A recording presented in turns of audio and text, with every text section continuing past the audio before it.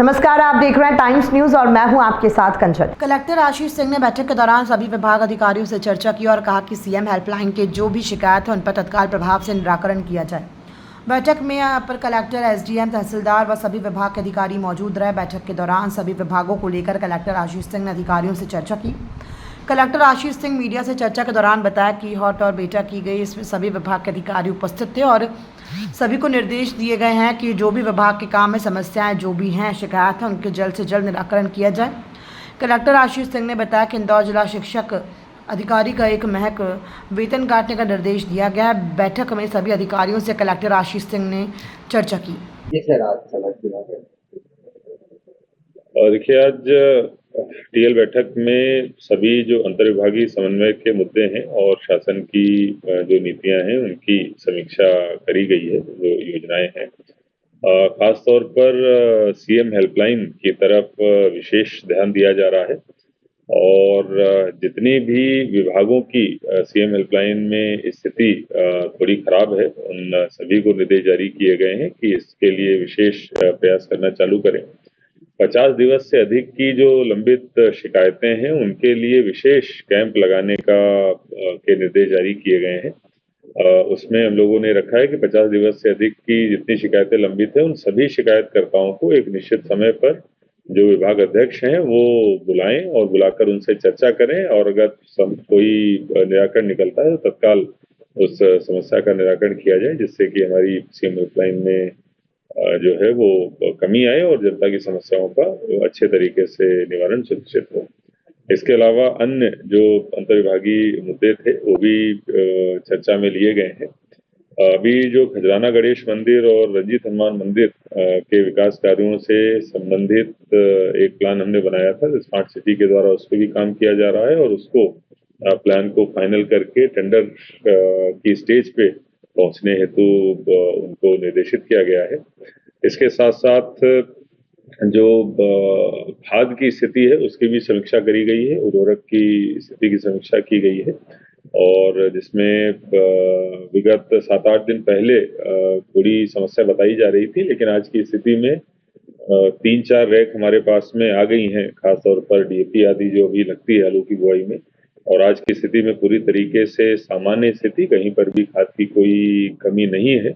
सभी सोसाइटीज पर पर्याप्त मात्रा में खाद उपलब्ध है, ऐसा भी अधिकारियों के द्वारा बताया गया। क्लिनिक हमारे 26 जो है वो लगभग बनके तैयार हो गए हैं और उस दिशा में हम लोग ये प्रयास कर रहे हैं कि शासन के द्वारा जो डॉक्टर्स भेजे जा रहे हैं वो तो ठीक है, लेकिन इसके साथ साथ प्राइवेट जो हॉस्पिटल्स हैं उनसे कोऑर्डिनेट करके हम लोग उनके माध्यम से संजीवनी क्लिनिक का ऑपरेशन भी सुनिश्चित कराएं और इस हेतु कई सारे जो हॉस्पिटल्स हैं, मेडिकल कॉलेजेस हैं, वो आगे आ रहे हैं और 26 पे हमको सहमति प्राप्त हुई है, जिनमें उनके द्वारा एक तरीके से संजीवनी क्लिनिक को गोद लेकर आगे की कार्रवाई करी जाएगी।